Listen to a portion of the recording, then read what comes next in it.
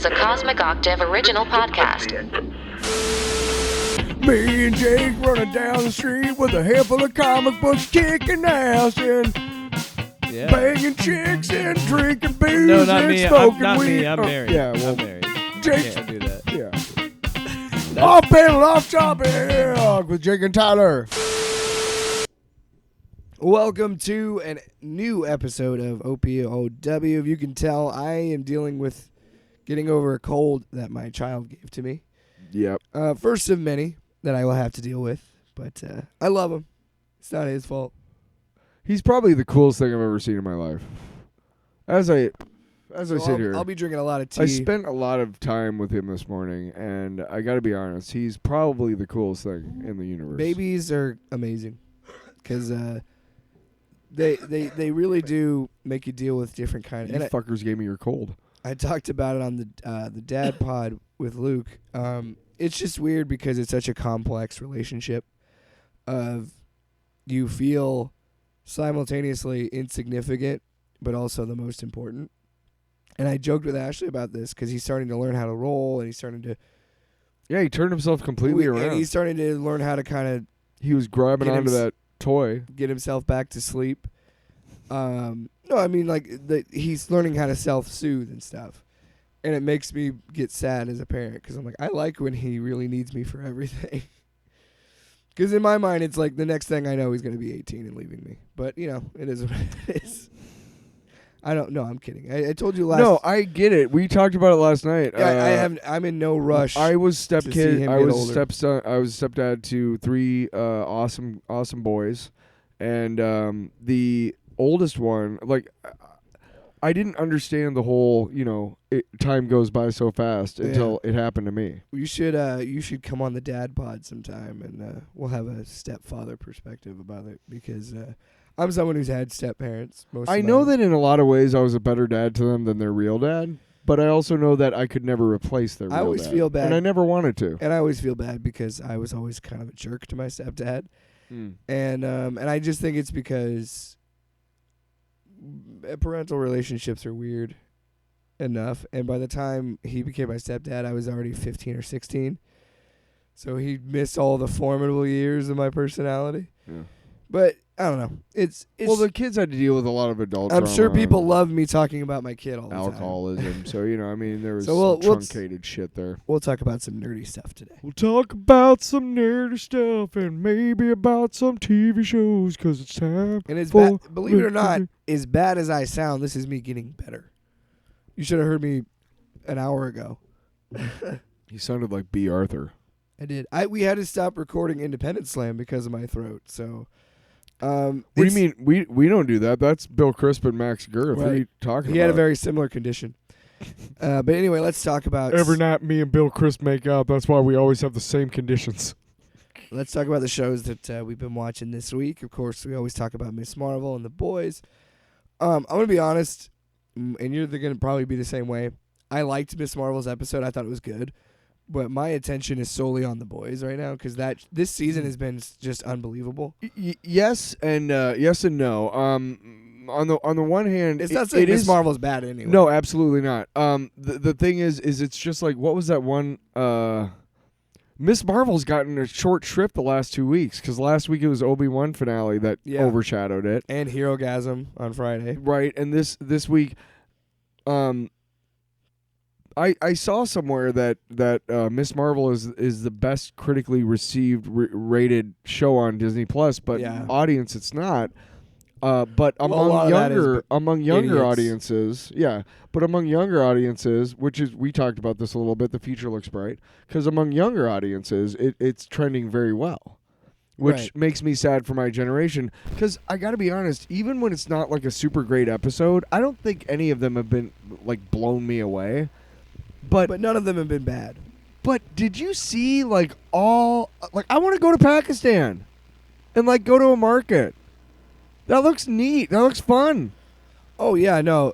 You know what I mean? Just seeing all that stuff, to me, as a fucking dorky white guy from the Midwest, it's this is really cool to be able to see these these cultural differences and see things that I might not see how many movies do you watch where the main character is Pakistani? Well, what's so funny about this None. show to me is like, we don't have to get super into this because we already talked about this enough. Yeah.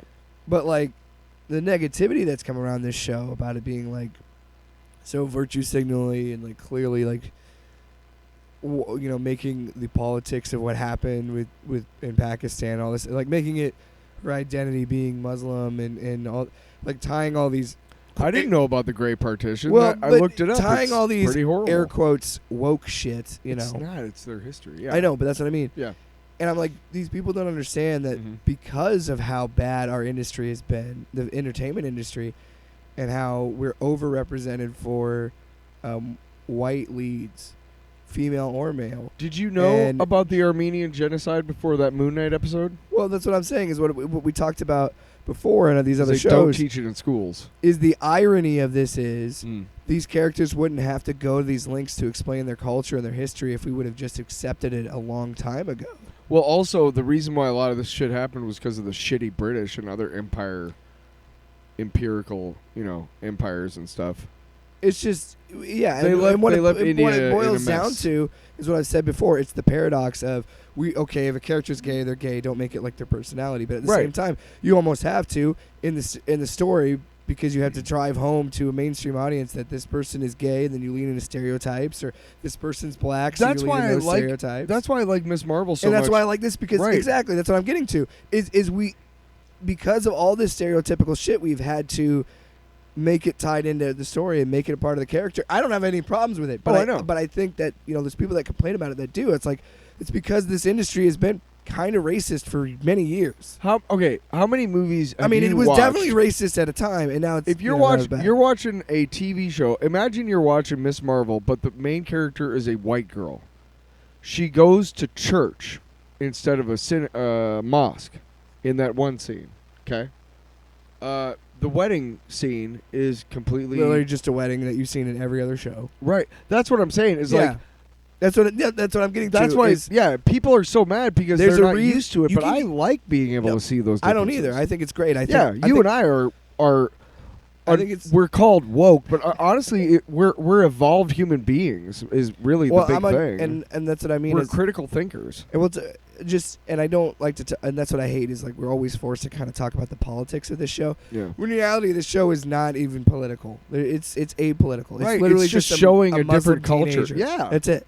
That's all. But because it's so with superpowers, like it's like that's all this is. But because of these evangelical Christians who think that their religion's the only one and who try to convert everybody, showing anything but a Christian life is sacrilege.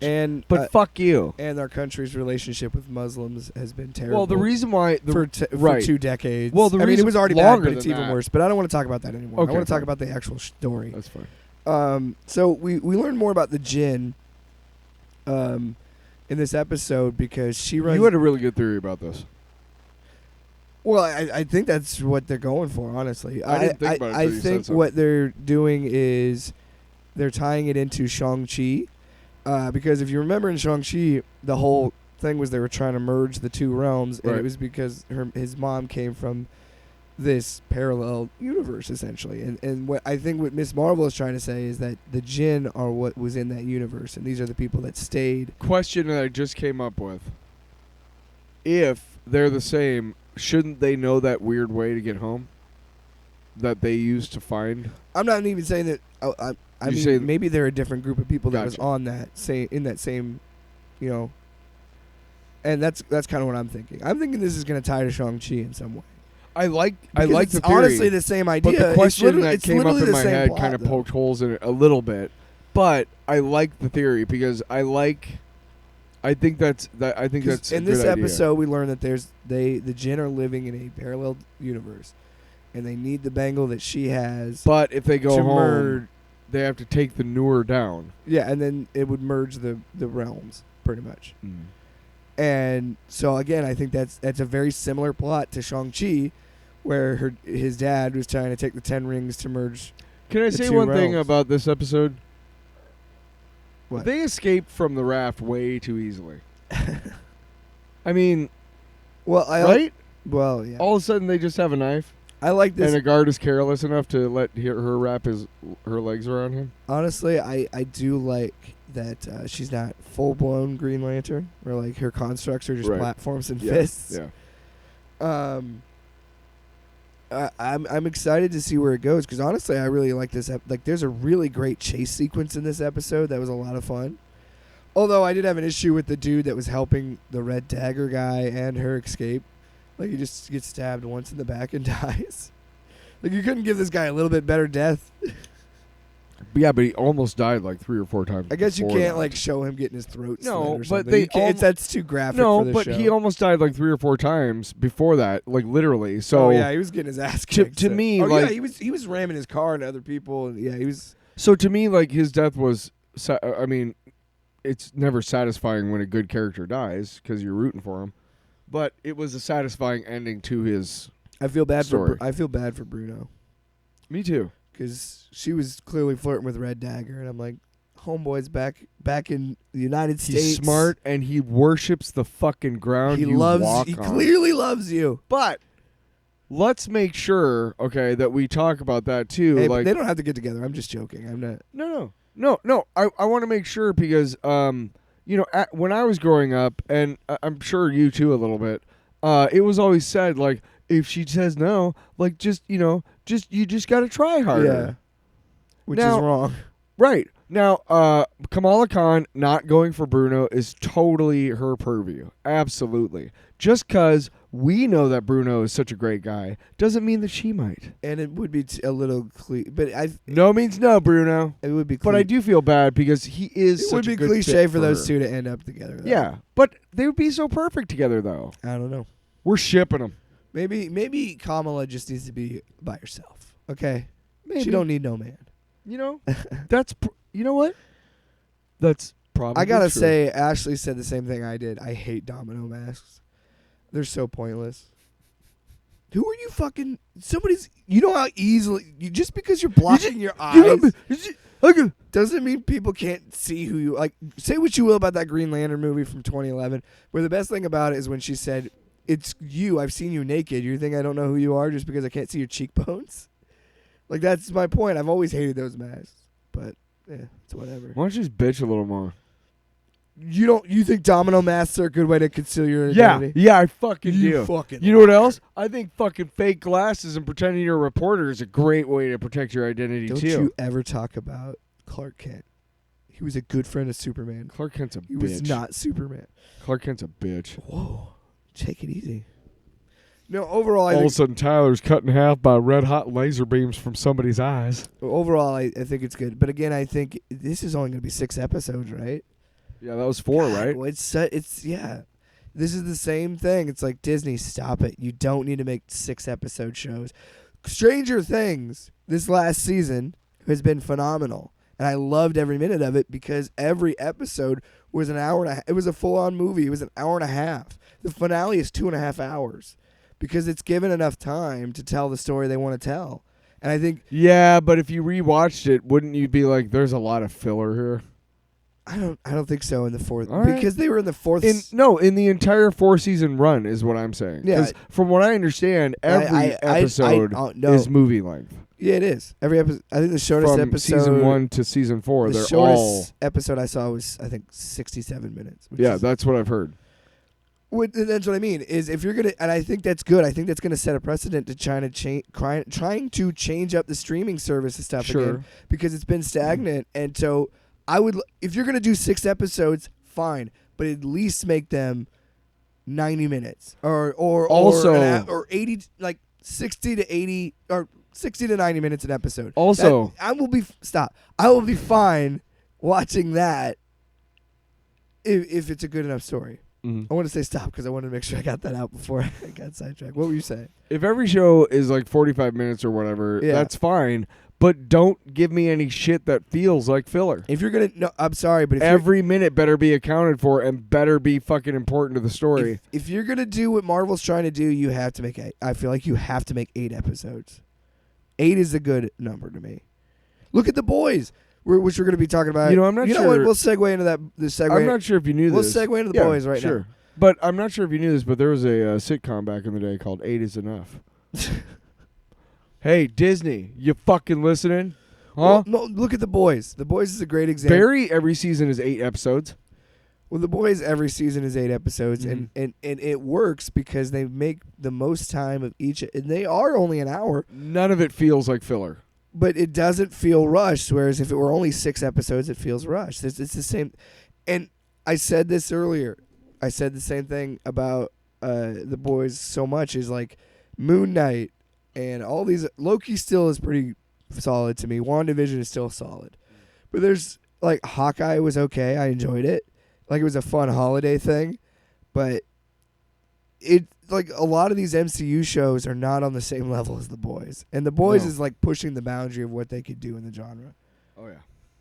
And it's funny because it's Lots of boobs. it's funny because of how much Lots of of a penises. straight up comedy it is and a satire more than.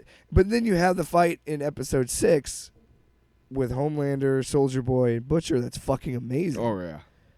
And then you get to this episode where you have these huge character moments, and this is what I love about the show. They brilliantly told a backstory to 2 separate characters, but with different art styles. And that was fucking rad. And that is something that I love about these shows is they've managed The noir to scenes figure out were that fucking hour. top notch. They have figured out how to really use that hour-long runtime in their shows. And that's what I'm saying is I want Marvel to understand, like, don't copy The Boys, but look at how they tell their stories and accept Yeah, that look at the structure that they use. you can do more than 6 Take episodes. note.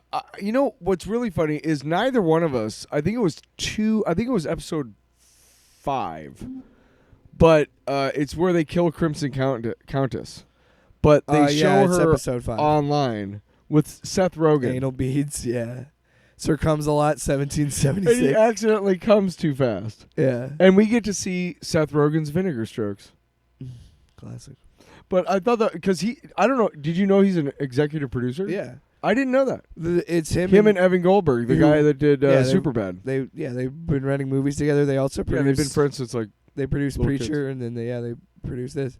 Wow. Hey, you know what? You can stay out of the dispensary game there, Seth. Fucker. No, No, seriously, he's another rich white guy who's fuck off, man. you're just mad because you don't have your own weed. Yes. That's what it is. Oh, does he just have his own Jealousy. brand? Yeah, Oh. whatever. Anyway, if you're in a legal state and you're a celebrity, you're selling weed. Kevin Smith has his own weed. I'm sure a bunch of celebrities. Well, have you it. want Mike Tyson has his own. You weed, have to find ways to invest your money. which is smart. I would put it in that industry. But anyway, sidetracked. Sidetrack. No, it's funny you say that because marijuana plays a weird role in this episode. Yeah. What? What'd you say? Well, it's not even Nothing. Soldier Boy is smoking it, but then Frenchie's smoking weed too, and I'm like, what? And they keep mentioning marijuana, and I'm like, because Butcher got busted for selling weed, Yeah. and I'm like, why is weed like a theme in this episode? But it still manages. Why do you keep buying him hefty bags full of? Yeah, hefty bags of weed. Because apparently we have. Well, we'll talk I don't about fucking have PTSD. this. This is what how I about how the nun? Yeah. Here's what I love about this episode of The Boys, and what I think I love so much about Herogasm and this. It knows what it's doing, and it understands its style so well that we can have a moment where the show opens with Soldier Boy singing some fucking show tune shit again, finding out that he never was actually in World War II, and then Yeah. we cut to him jerking off to 2 old ladies playing like Did you get the lube? they're dry. Listen, the They- older the berry, the sweet, but a little dry. Yeah, and I was like, Jesus. And in that same episode, you can have amazing character moments with Butcher and Now I can never fire them. with Butcher and Black Noir. Like, what a Yeah. fucking show. Yeah. But so yeah, let's talk about the Black Noir and Butcher sequences because I think those are the best moments of the show and they fucking shine so well. So we knew that Butcher's brother died. But we didn't know how. Yeah, because they mentioned in the last season, and we all know how shitty his dad is. If you watch the recap of every episode, it kind of tells you what's about to happen. Yeah. Because they flash they back. stitched that in at the beginning of this. Hey, remember when his dad was a shitbag? Right. Yep. So you're like, oh. Which I was like, okay, we're getting more Butcher backstory, which is cool. Yeah. Because Butcher's story, and I know they're not going to do what they do in the comics, but Well, from what I understand in the comics, very they tragic. don't do any sort of character development with the boys themselves. No, they do. Okay. Because Butcher eventually, spoilers, Although I don't know if they're going to do that on the show. But in the comic, Butcher is technically the final boss because in the comics, Black Noir is a clone of Homelander who was like took pictures of himself like eating a baby and like really nasty shit, pinned it on Homelander, and then that's what made Homelander go crazy and take a coup and kill the president and all this stuff. And so they have a fight and they kill each other, and then Butcher like bashes Black Noir's head in, and then and they've already teased it in the show. He's like, I want to commit. He's like, I full on want to commit soup genocide. Like, I want to kill every single soup there is. And then Huey kills him in a fight because he's like, you can't do this wrong. And then he systematically kills all the other members of the boys.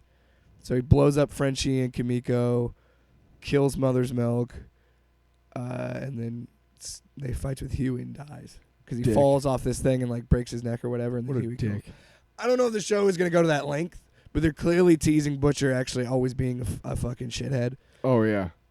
Especially, make sure you tell him. So we go through Butcher's thing. So was it Mind Trap or something like that? Mindstorm. Mindstorm, like, looks him in the eye. If you look in the eye, then he'll put you in a hallucination.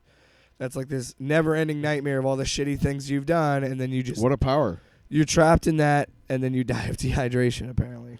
Wow. So in that sequence, we get the backstory of what happened to Butcher's brother, but they also get further into why Butcher's the way he is. Yeah. And you're seeing it more and more in media, and you're seeing it more and more talked about, but it's generational trauma is what this really boils down to. Well, the thing is, you feel for that young Butcher because you know that at that age, you understand that in his mind that the only option he can see is to leave, and that he can't take his little brother with him. Yeah. But he still has to leave, or he won't survive. He said, I will kill him, and I believe it. I think he would have killed his dad. And you really feel for it because you're like, wait a second, you did make the right choice for yourself, but. It's one of those hard decisions that you wish you could go back and change. It's one of those things where it goes back to like you don't, and this is why I love this show. He's actually like a human being. He's fleshed out. Yeah. Where you can see from one angle why Butcher is the way he is because his dad fucking beat him into it, and was an alcoholic. And when he violently had an outburst and beat up his principal, his dad gave him a beer. Yeah. And told his you did it all right, and then used a gay slur at his younger brother and said, don't be, which is what he used. And you understand that at that age, that kid is trying to make it easier for his little brother to let him go. Yeah. By saying such a horrible thing that saying, he like, knows. Look at what you finally did. You finally became a man, and then look at your shit, brother. Like, now teach him how to be a fucking... No, when Butcher finally leaves... Oh, yeah. Young Butcher, he calls... says the same thing back at him. He's saying that because he's trying to make it easier for his little brother to deal with the trauma of him leaving. He's trying to make his brother hate him. It's human nature, but it sucks because I've been in those situations. It's awful. You want to make it easier for that person by kind of just being something more of a dick. That you don't even... That you don't... necessarily mean you just say... I've been on the opposite side too, where somebody is not trying to, but because I've created boundaries for myself there and made it clear to them that they're violating those boundaries, whatever they are, emotional, verbal, whatever. And, dude, that's what makes it real. That's what makes it a believable character. Is like sometimes it's easier to leave when they're being like that because it's like, okay, well, that's how you are say all that the time. Horrible thing to me, and I don't. Yeah. But sometimes you do it on purpose, and it's awful because you never forgive yourself. Yeah. Yeah, and I know what you're talking about. I've been in situations where there's just been an argument, and I've just said something too far, and I know I shouldn't have done it, but it's like, at some point, people get to boiling points. I've gotten to an age now where if that happens to me, I almost immediately apologize. That's what makes Butcher so complex. Is in that same breath, you're like, I understand that, but that's still something you shouldn't have done. Yeah, I understand it. That doesn't mean I condone it. Yeah. And you could feel that Butcher felt that. But I've been that age. And it was great. Carl Urban is such a great actor. And to see him, like, be torn down. No, you fucking motherfucker. don't you say that. Like, no. Be like, and then to have him wake up and be like, grateful that Dewey's there. Or Huey's there. And which makes the end of the episode why so did he do infuriating. That? He can't help himself. And again, it's the trauma is constant. It's like I was telling to Ashley, it's the whole cycle. Like, he can't help it. He has to make conflict in his life. He has to push people away from it. Yeah, yeah. Because in his mind, all he keeps thinking about is everybody that he loves dies. Because that's what the fucking projection of his brother said to him in this nightmare was like. And it's fucked up that he's like could tell Dewey that, hey, we're gonna die. We need to stop taking this. Why do you keep calling him Dewey? I don't know. Because my dog's down here and his dad's Dewey. Oh yeah. I thought you were just like had a thing for DuckTales. Woo. Anyway.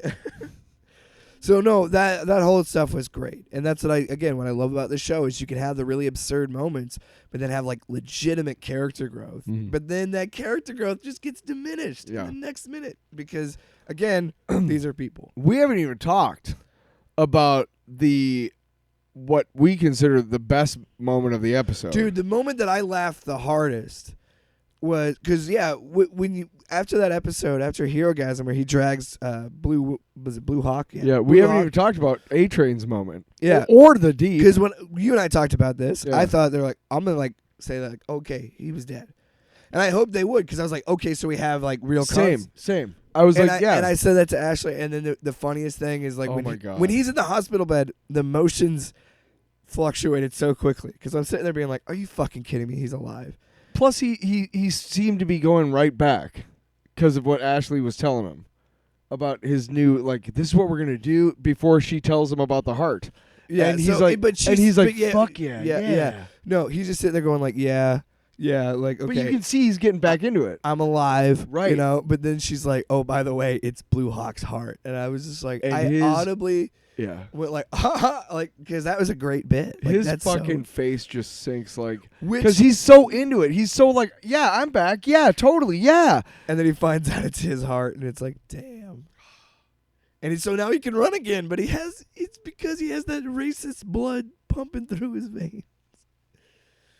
Which which honestly is so much better than I would have thought to do as in a season. So to see them do that and add to that character where like you're okay that he's alive, but now it's because he's a joke. And this show, it does it in a different way, but this show, especially in this season, is really capturing this idea that these are shitty people and it's okay to make fun of them when bad things happen to them. And that's what Garth Ennis, he hates superheroes, so that's what this book was like. So well, that's the from what I understand, the book doesn't really do a lot of character development with the Supes. No. And it does some with the boys, but it's mainly just I Hate Superheroes by Garth Ennis with art by Derek Robertson. And I think the show still has that spirit, but I think the show comes at it from the show. It comes from almost a loving angle. Everything I've read about the books, I don't want to read the books. No. The show is so much better. I like the show a lot more. Yeah, but they take the satire to a new edge, and they've made it so prescient and topical, which is hard to do with a fiction. Well, yeah, work of fiction. Shit, I mean the Homelander rally, and of course, MM's daughter, her stepdad, who's the fucking loser that likes Homelander. By the way, I loved that Mother's Milk just jacked him. I know it was the wrong thing to do. But again, it goes back to this Homelander as Trump theme that was running throughout this season because we've seen these rallies. Did you read about the right-wingers on Reddit who were like, finally figured it out? He's the bad guy? It's like, yeah, dude. Yeah, you fucking idiot. I think Anthony Starr retweeted the article or something. It was just like so fucking, like, of course, he's always been the villain. What show have you been watching? Right. Yeah, and well, dude, season 2 had that great moment where it was horrifying because it was that guy on Reddit that got radicalized by Stormfront and fucking shot that guy. Right. Yeah. And that was, again, like you've been talking about how this show has been such an amazing modern satire. And I saw somebody say this on Twitter, or maybe it was on Rotten Tomatoes or something, but I agree with it. This is, for me, is going to the lines of the Verhoeven movies of like RoboCop and Starship Troopers and that level of unbelievable twisted satire. Yeah, and here's the great thing. I mean, it's not great, but here's why that season 2 moment works so well. Every other moment of violence is accompanied by almost laughable amounts of gore. The violence, a lot of the gore is used as a joke. But when that guy shoots the shop owner, it's way more realistic. Like just a little hole appears because all the stuff comes out the back in a real shot. Or the shot in this very episode when his brother shoots himself. You don't see it, but you see the blood splatter. Right. And it's the violence in that moment is so much, like you said, so much more powerful. They know how to use it the right way.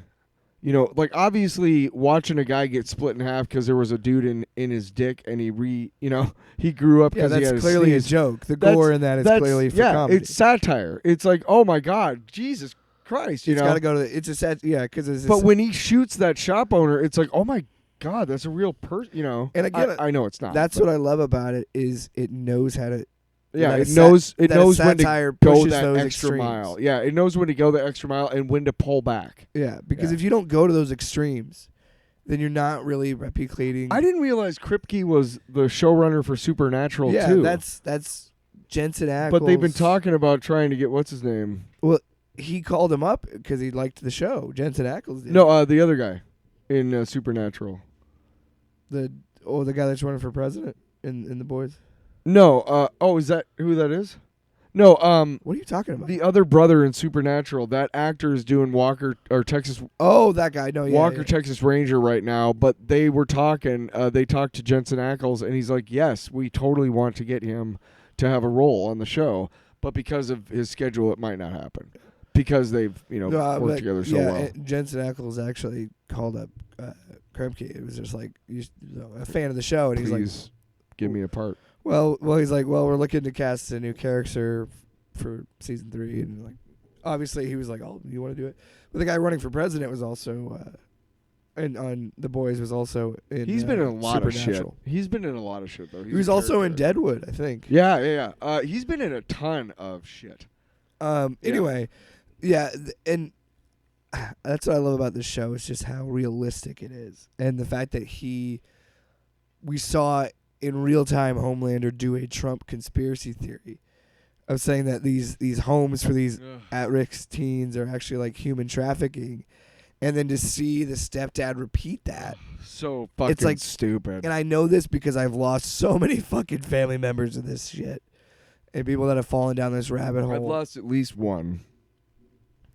Yeah. And so again, that's what makes this show so good, is how realistic it is, and like people would develop that kind of.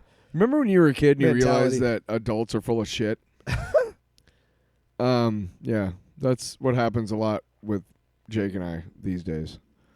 Is we're realizing that a lot of adults are full of shit. Oh, and yeah, people. Even though we're adults too, people will lie for money. Yeah, all the time. So yeah, let's talk about Black Noir's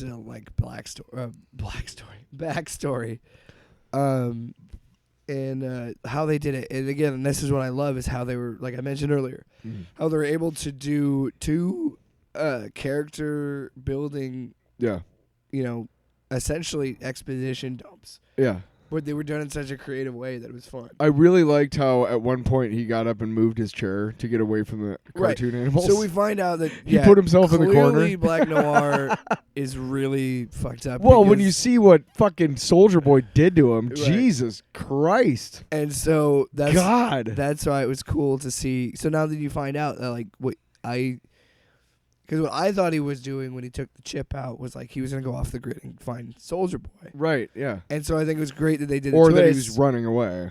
Or they went with the idea of him running away, and I liked that a lot. But the whole sequence, excuse me, I'm dealing with a cold here for you people. My favorite thing about that was, that they're all these animated characters.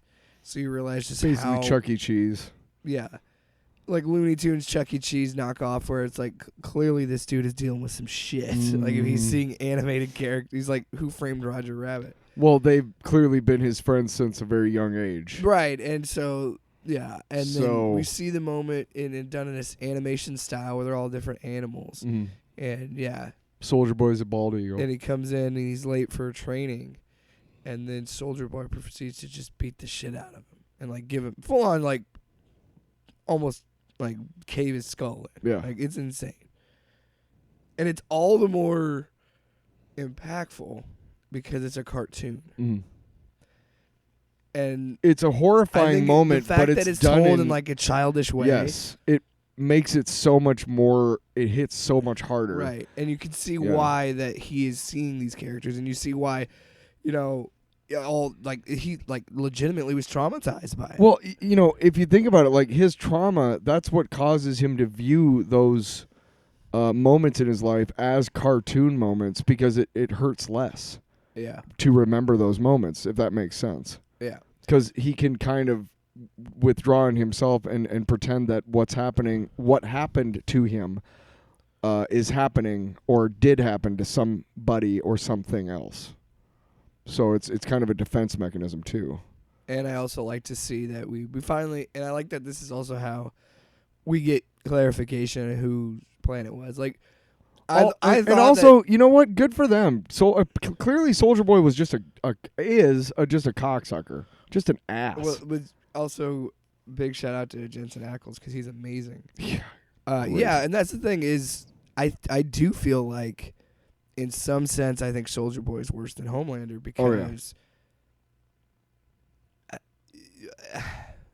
Because I don't know, it just feels different because he is. Soldier Boy knows what he is. Homelander's getting there. Yeah, but there's a part of him that's afraid of getting there. Soldier Boy left that behind he a knows he's a piece of shit. time he doesn't ago. Care. Oh yeah, he's an abusive person. That's just who he is. Yeah, he is somebody who wants to make America great again. Like he had a great time in the 50s and 40s and shit when it was separate but equal, guaranteed. And we deal more. Which one? You killed my family. Which one? And then. Yeah, and it's not surprising that Vought was behind it. We kind of figured that Stan Edgar was going to do that, and then to have Black Noir be the one that did it, and then now we have this confrontation set up between them. And this is a totally different episode 8 is going to be fucking. This is a totally different arc for this Black Noir in the show, and I think it's better than in the comic. Well, in the comic, he's Homelander's clone, and I think it's lazy, honestly, but. That's not true. I take that back. It's not lazy. Well, to be really honest, it makes sense to right. It goes on a twist. So there's things in the story that make sense because Homelander's blacking out and not remember these pictures that were sent to him doing horrible things. Yeah. So then they're trying to play that idea. Maybe he has DID, but then we find out it's just. Black Noir, but Black Noir isn't a black character. He isn't this like what they're doing with this, and I actually prefer this. Yeah, well, this is more now. Speaking of lazy, and I'm sorry, I have no right to call any writer lazy. That was poor phrasing. Hey, listen, we're fans. We can call it out if we see it. But you know what? I don't like calling writers lazy. Yeah, but you know what is kind of lazy is Homelander being Soldier Boy's son. You don't like that? No, but I'm talking about, some twists land different than others. Like, if they made Black Noir, like the comics, a clone of Homelander, I don't think any of his storylines make sense, and I don't think the story is the same. And I think it's just a different... Yeah, this adaptation is... But I'm okay with different, Soldier Boy being Homelander's dad because... But you can look at it objectively and go, that's kind of lazy. Well, but it works for the story. So I agree with you. I think that it wasn't really much of a twist. Anytime you make somebody's dad all of a sudden, or somebody's brother, long lost relative, it's kind of lazy. As soon as Soldier Boy is introduced, I think all of us kind of have that idea. Like, it's not that big of a twist. It's played off as one, but you could kind of connect the dots and be like, well, I could see that. But now I'm wondering, but I told Ashley, I said, I don't know what's going to happen, but something is going to make Soldier Boy team up with Homelander. Yep. And there it was right there in episode 7. And I was like, shit, now they're going to team up, which is going to be awful. And I kind of love it. And that's the thing. This season has been so damn good at building to its finale. Like, I am so excited to watch the final episode. I'm hard. Whoa. Sorry. As long as somebody doesn't crawl up there, you're good. And sneeze. Do you remember? You remember how funny that was that we both had the same thought watching it at different times? Ride the ejaculator. Yeah, that a big old just wave of jizz was gonna come along, and shoot him out. Tyler, What? It's time No, it's not. for. No, we're not doing that. We're not doing long box. I'll give you one. The Beta Ray Bill. Okay, go for it. No, I finally. You've been, and I've been meaning to borrow from you, but I finally got caught up on the whole Beta Ray Bill Walt Simonson storyline. And Walt Simonson is the shit. Well, here's the thing. I usually don't like to read older comics just because of the art. And it's nothing against the artists of the day. It's just, I don't know. It's a thing of like just how movies. Do you like Kirby art? I know that you kind of are not a huge fan. Well, see, I like more modern books. See, Simonson takes a lot of cues from Kirby with his clean lines. Well, the art in this Beta Ray Bill storyline is dynamic storytelling with like punches like thrown at the Simonson's art or who Simonson. Did he write and Oh yeah, draw? he's a double threat. Well, it looks great. Like, it looks great. It's and that's what I mean. Is usually I'm not a huge fan of the old art styles. Walt Simonson is one of those artists that I will read a comic if he's drawing it. Even if I don't care about the subject matter. Yeah, especially with this book because it's such a larger than life story and oh, so good. It's such a cool story, and it kind of bothers me, and I hope and Hemsworth said he's still up to do it. I really hope at some point we get to see him with Beta Ray Bill. Me too, and now you know why so many fans have been waiting for him to show up. Maybe that's Thor 5. I don't know. But I would like to see it in this one if you can do it organically. My guess, and this is just pure speculation, I don't know anything. My guess is the mid credits is gonna be Beta Ray Bill. Oh, which would be fucking nuts. Because I don't know what it is, but I will literally jump out of my seat, take my pants off, and start whacking off on the people in front of me. I don't know what. No, I won't. No, that's fucked up. Yeah, what the? I don't know what it is, but I've heard it's like one of the biggest pops in a theater, from the early screenings that they've seen. Like, it's a huge deal. You're like, what? The mid credits? Yeah. Like, I've heard it's like, holy shit. I have heard that it kind of launches. It kind of gives us a more definitive idea of what Phase 4 is building towards, and what it's the way it was described where I read it. Which okay, but then I don't know. I feel like they're gonna tease Beta Ray Bill at some point because this movie's gonna make money, and the thing that I think about the most of this comic of with Beta Ray Bill and everything is when they become Oath brothers because Odin makes Stormbreaker, right?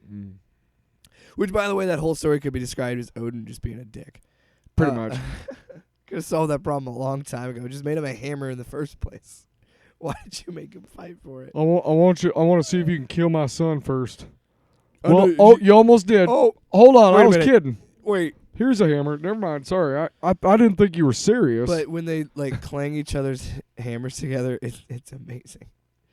They become Oath brothers. Dude, the Ragnarok storyline, which is right after what you're reading, what you just read, literally the entire Marvel universe shows up to help defend the Earth from Surtur and his army, and it's insane. It's insanity. The Avengers are there, the Fantastic Four, Spider-Man, X-Men show up. It's fucking ridiculous. It's like, what the fuck is going on? But it wasn't exactly a crossover event because those really weren't a thing yet. The only reason I don't think Beta Ray Bill is in Thor Love and Thunder is because I don't think they could keep that under wraps. Because they're a publicly traded company, so I feel like they have to give out who they're I don't know. If they do a mocap suit on somebody and have somebody's voice, they can keep it under wraps. Yeah, probably. Yeah. Because they can just say unknown role for whoever does the voice. And that's what he's going to be. Mm-hmm. I wouldn't be surprised there's an Easter egg. And you know what? Honestly, Taika Waititi. Wait, where is it? Taika Waititi. I don't have the board. No, it's okay. Taika Waititi could do the mocap himself, and that would eliminate the need to have to put on, the IMDb or the cast list somebody who played him. What if Korg is Beta Ray Bill? Fuck off. Fuck off, mate. Oh, it's not connected. Aww. Sorry. What?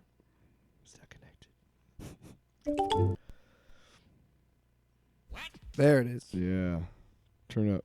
So yeah, I'm wondering what will be next for Tiki Watiti. Probably. Apparently he has $1 million, bitch. Apparently he has no idea what his new Star Wars movie is about, but he's also teased that it's all about Jar Jar. I'll eat your ass. But I'm excited to see what he does.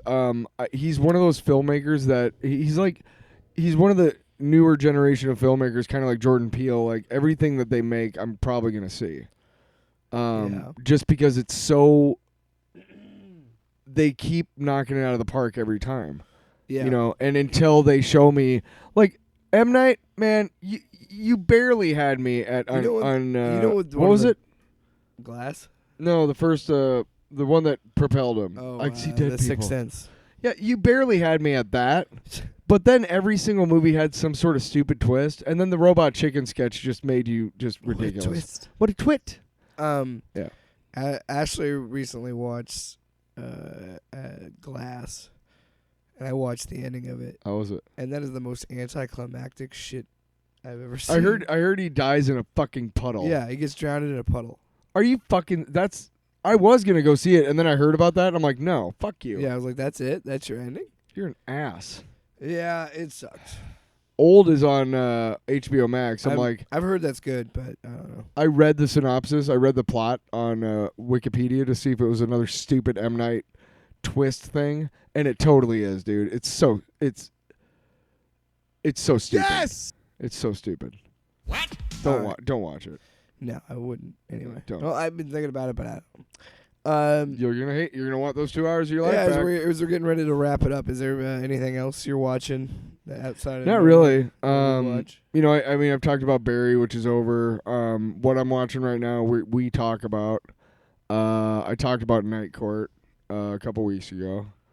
Not much. It's like sports talk radio. It's kind of it's a little bit of a lull. And next week is going to be a fucking slam bang action episode because we'll be able to talk. Love and Thunder. The next time we talk, we will be saying like, "I told you, man. I fucking told you." It's Qui-Gon Jinn is in this. It's Qui-Gon Jinn in this movie. Why is he? It's fucking Jar Jar Binks. Disney said fuck it, and they're cross promoting everything. Fuck it.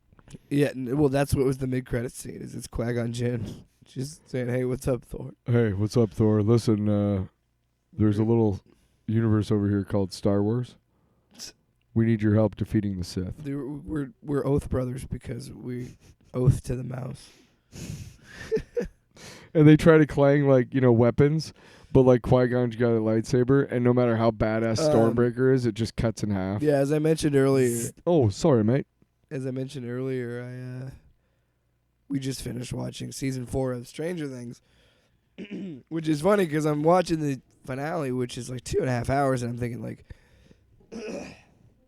excuse me, I'm thinking like, holy shit, this is how it's gonna end and everything. And then somebody says, and about says, halfway through the final episode, Ashley is like, no, there's a season 5, and I'm like, fuck. Wait, what? And she's like, no, there's a whole, it has been confirmed. And then a buddy of mine was like, yeah, they confirmed that weeks ago, and I was like, I like turn off any sort of spoilers for that, so I didn't know anything about it. It kind of changed your perspective on the finale. It did a little bit, but I think slightly. It had that. I think that could have worked in my mind. Mm-hmm. I know that some other people might not have found it satisfying, but the way that this ends, I think, could be a suitable ending. But it's clearly set up to begin because season 5 will be the final season. Sure. So it's clearly set. And then I can stop hearing about it. Well, I was telling Ashley about this. I was like, at this point, just make it into a movie, right? Because you've, like I said, you've had all these episodes that are super long episodes, and it was 9 episodes. And so I was saying, just rather than do all that, just tell a 2.5 hour story and be done with it. You've done, especially in this season, they have taken so much time, right? To tell you who these characters are, and you kind of already know who these characters are at this point in the story because you're for the 4th season.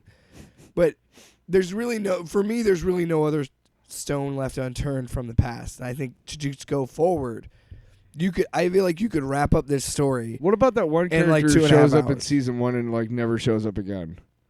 Who's that character? I read about a character who shows up in season 1 and is like tied to 11. and this person disappears shortly thereafter and is never mentioned or heard from again. I don't remember. Somebody from the hospital or whatever that she's from. I don't know anything about this show.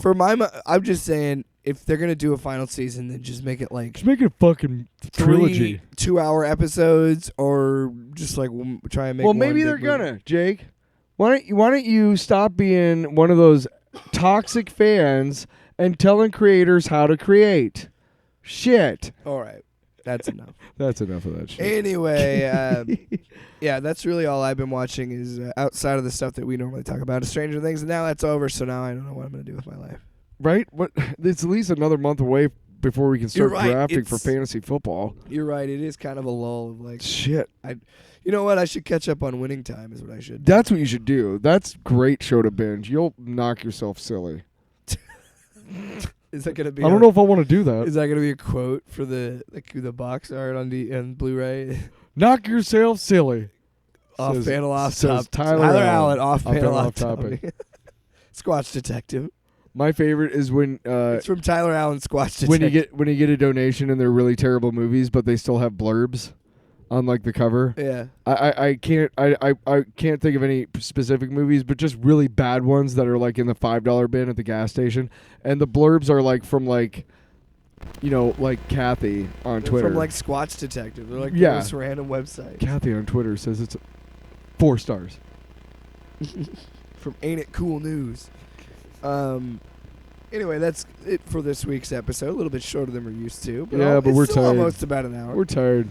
As you can tell, I've been battling a cold and losing my voice. And he's sick and I'm tired. We just recorded Independence Slam last night, so yeah, it's been a long few days.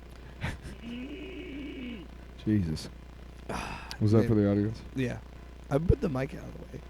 Oh. You son of a bitch.